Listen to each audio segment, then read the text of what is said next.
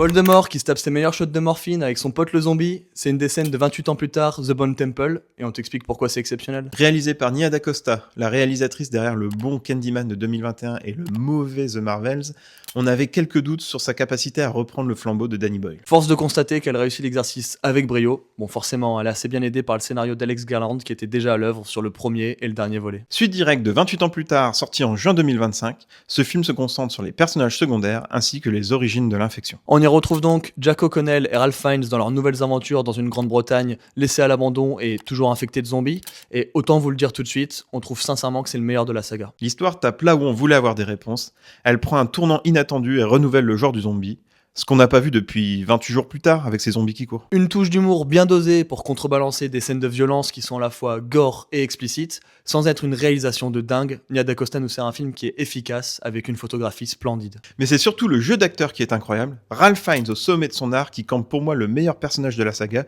et qui fait le meilleur concert d'Iron Maiden de tout le cinéma. On vous conseille quand même de revoir la saga pour avoir certaines références. Et bien entendu, on vous encourage à découvrir le film sur grand écran. Et si tu veux plus de critiques de films, hésite pas à t'abonner.